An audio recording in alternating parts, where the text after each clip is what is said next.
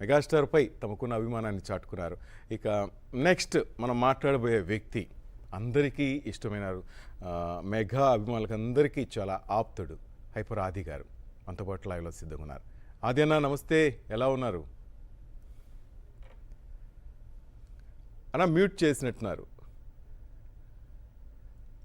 ఓకేనా? ఓకే, ఎలా ఉన్నారు, ఎక్కడున్నారు, ఏంటి సంగతులు? ఈరోజు మేము పండుగ చేసుకుంటున్నాం. పండుగలో మీరు ఉదయం నుంచి జాయిన్ అవుతారు అనుకుంటే ఇప్పుడు వచ్చారు అన్నయ్య, లేట్ అయిపోయింది అన్నయ్య. అవునన్నయ్య, కొంచెం యాక్చువల్గా లేట్ అయింది. ఇక్కడ విజయవాడ వరకు వచ్చాను, వేరే వర్క్ ఉండి. ఓకే,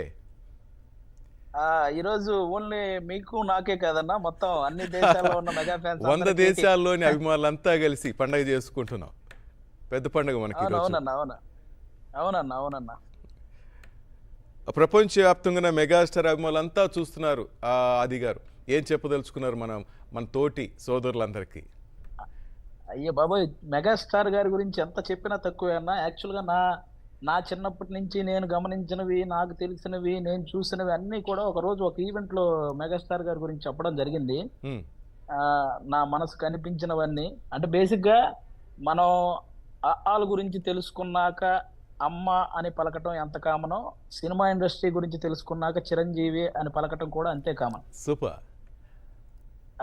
అంటే ఇంకా అంత ఓన్ చేసుకున్న ఇది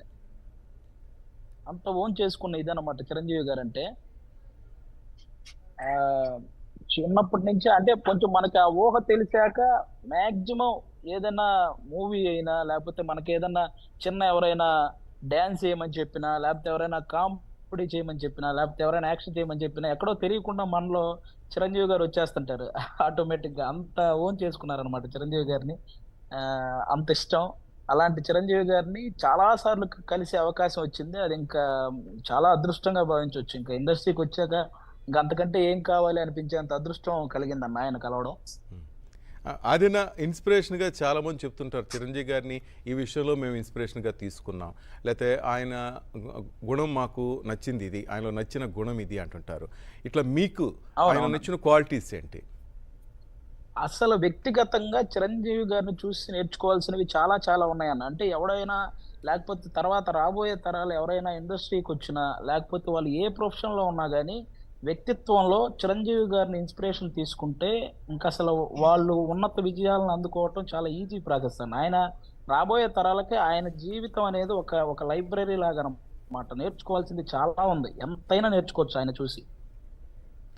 రైట్. మామూలుగా ఆ అన్నయ్య గురించి మనం మాట్లాడుకుంటే ఆ మనసే వేరు ఆది గారు. ఎందుకంటే చాలా విషయాల్లో మీరు హైపర్ అయిపోయినారు చాలా విషయాలే కదా. అన్నయ్య ఏమంటే తట్టుకోలేరు కామెంట్. ఎస్ అసలు ఇప్పుడు నిన్న యాక్చువల్గా కమిటీ కుర్రాళ్ళు వాళ్ళ సక్సెస్ ని వాళ్ళందరినీ పిలిచి కొత్త కుర్రాలు ఇంటికి పిలిచారు. అంటే ఒక సినిమా కాదన్న, ఏదైనా సినిమా సక్సెస్ అయితే ఆ డైరెక్టర్ని, ఆ హీరోల్ని, ఆ టెక్నీషియన్స్ అందరిని ఇంటికి పిలిపించి వాళ్ళని ఎంకరేజ్ చేస్తే వాళ్ళు నెక్స్ట్ ఎంత ఉత్సాహంగా పనిచేస్తారంటే అది చాలా అవసరం అన్న. ఇండస్ట్రీలో ప్రతి ఒక్కరికి చిరంజీవి గారిని ఒకసారి చూడాలని ఉంటది. కాబట్టి ఇప్పుడు 11 మంది కొత్త కుర్రాళ్ళు వాళ్ళంతా ఎన్నో ఆశలతో ఇండస్ట్రీకి వచ్చారు, ఒక సినిమా చేశారు, సక్సెస్ అయింది.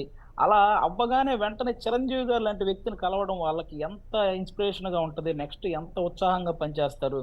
అదిగాక ఒక పర్సన్ ఎవరో చిరంజీవి గారి వెనక్గా ఇలా చెయ్యేస్తే ఎవరో అలా తీయబోతే వెంటనే చిరంజీవి గారు పర్లేదు చెయ్యేసుకోమ్మా అని చెప్పి వెంటనే, అంటే అసలు ఎక్కడా కూడా వాళ్ళకి ఒక చిన్న ఫీలింగ్ కూడా కలగనివ్వకుండా వాళ్ళని చూసుకున్న విధానం కానీ, వాళ్ళ ప్రతి ఒక్కరి పేరు ఊరు తెలుసుకొని వాళ్ళని పలకరించిన విధానం, ఇంకా అంతకంటే మంచి మనసు ఎవరికి ఉంటుంది అన్నయ్య గారు? మనం మాట్లాడుకోవాలి. అసలు ఓపిక కదా.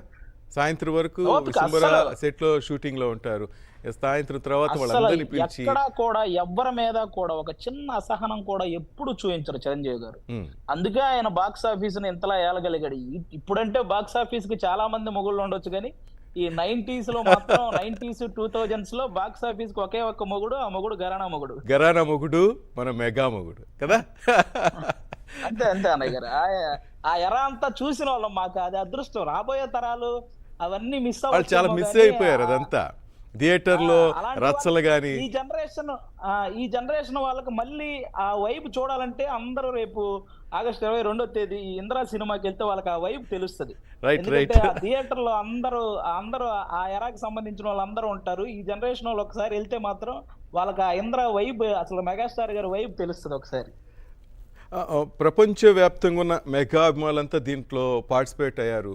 ఆది గారు దాదాపు 12 గంటల పాటు ఈ ప్రోగ్రామ్, మధ్యాహ్నం 12 గంటలకు నేను స్టార్ట్ చేశాను, ఇప్పుడు 3 దాటుతుంది. నేను చూశాను అన్నయ్య గారు, నేను లైవ్ ఫాలో అవుతున్నాను. నేను పాపం వరుసగా ఎంతమంది సెలబ్రిటీలు వాళ్ళ టైం కేటాయించి, ఎందుకంటే చిరంజీవి గారు అంటే అందరికి అంత ఇష్టం. ఆ పేరు చెప్పగానే ఇలా లైవ్ అంటే రావడానికి ప్రతి ఒక్కరూ ఉత్సాహంగా ఉన్నారు. వాళ్ళే కనుక్కుంటున్నారు ఏ టైంకి కాల్ ఉంటుంది మాది చెప్పండి ఒకసారి అని, ఇలా కనుక్కొని మరీ వస్తున్నారు. ఇంకా ఈ దేశ విదేశాల అభిమానులు అందరూ కూడా, అంటే వాళ్ళు దేశం మారినా కూడా మహా అయితే వాళ్ళ అలవాట్లు పద్ధతులు మారి ఉంటాయి, కానీ చిరంజీవి గారి మీద అభిమానం ఎవ్వరికీ మారలేదు.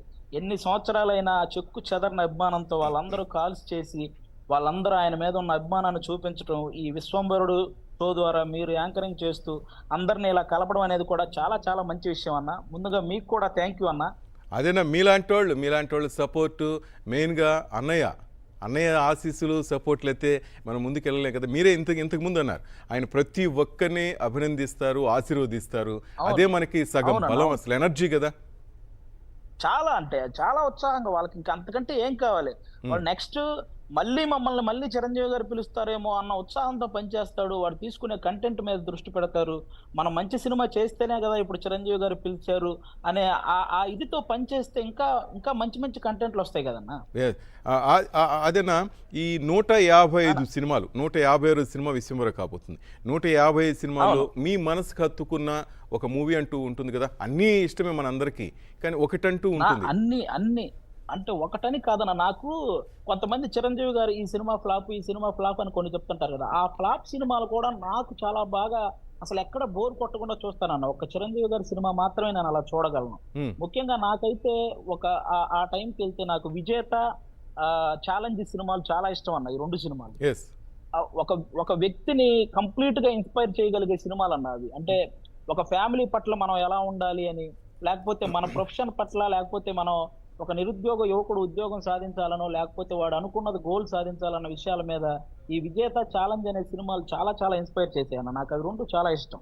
ఎంత ఎదిగిపోయావా అంటూ సాంగ్ కూడా, ఆ సాంగ్ కూడా అసలు అంటే ఇంట్లో చిన్న కొడుకు అనగానే అందరూ తక్కువగా చూస్తుంటారు. ఆ చిన్న కొడుకు చేసిన ఒక ఆ తాలూకా ఏదైతే వాళ్ళ ఫ్యామిలీకి ఉపయోగపడేలా ఒక పని చేశాడు, అది అందరికి చిన్న కొడుకులు ఎమోషనల్ గా ఎంత టచింగ్ ఉంటుంది. ఆయన యాక్టింగ్ కూడా దాంట్లో మన ఇంట్లో మెంబర్ లాగా ఉంటాయి.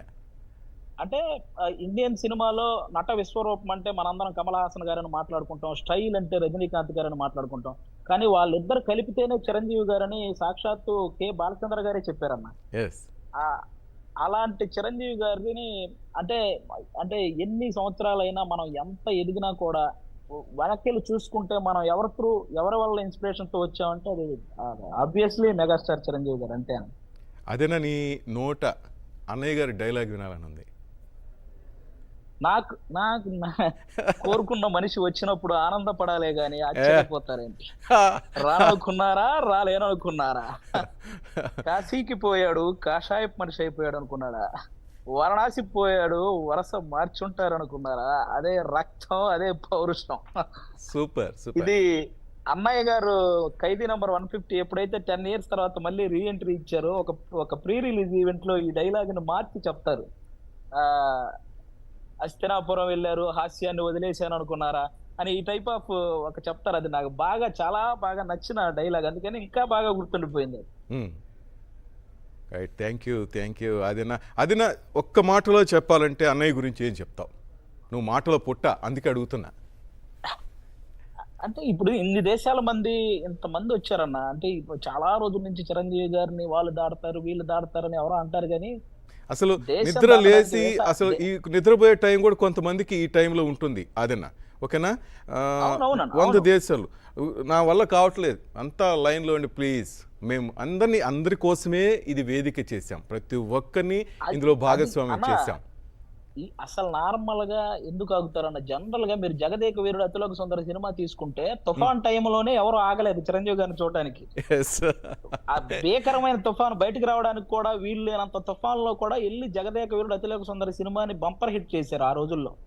అలాంటిది ఇలా నార్మల్ గా ఉన్నప్పుడు చిరంజీవి గారి గురించి వచ్చి మాట్లాడడానికి ఇంకా ఎక్కువ శాతం ఉత్సాహం చూపుతారనమాట. ముఖ్యంగా నన్ను కూడా ఈ కాల్లోకి తీసుకున్నందుకు మీకు థ్యాంక్ యూ అన్న. చిరంజీవి గారి గురించి చెప్పుకుంటూ పోతే, అసలు మాట్లాడుకుంటూ పోతే మనకు ఒక రోజు ఏంటి ఎన్ని రోజులైనా సరిపోదు, ఎంత ఉందో. మాటల్లో పడిపోయి అనేక విషయం చెప్పడం మర్చిపోయావు అదేనా. ముఖ్యంగా చిరంజీవి గారికి many many many more happy returns of the day. ఆయన ఇలాగే నిండు నూరేళ్లు ఆయురారోగ్యాలతో ఉండాలని మనస్ఫూర్తిగా కోరుకుంటాను అన్నయ్య గారు, మీ సమక్షంలో నా తరపున, అలాగే ఉన్న ఫ్యాన్స్ అందరి తరపున. అండ్ విశ్వంబర టీం కూడా రాబోతుంది అదేనా, వాళ్ళకి మనకి పెద్ద పండుగ సంక్రాంతి రోజు ఇవ్వబోతున్నారు వాళ్ళు. నాకు తెలిసి ఈ సంక్రాంతికి మొట్టమొదటి విజయం విశ్వంబరతోనే స్టార్ట్ అవుద్ది. విశ్వంబర పెద్ద విజయం సాధించబోతుంది, ఎందుకంటే మనకు ఒక కొత్త ప్రపంచాన్ని చూపించబోతున్నారు, అందులో ఒక కొత్త లోకాన్ని చూపించబోతున్నారు. కాబట్టి అందులో చిరంజీవి గారు చేసే అన్ని రకాల ఆయన యాక్షన్ కానీ, ఆయన కామెడీ టైమింగ్ కానీ, ఆయన డ్యాన్స్లు కానీ అన్ని మనం ఎంజాయ్ చేయొచ్చు. విశ్వంబర టీమ్ కూడా all the best. Right, thank you ఆదిన, thank you, love you. Thank you so much. Love you అన్నయ్య, లవ్ యూ. రైట్, ఇది అభిమాన విశ్వం.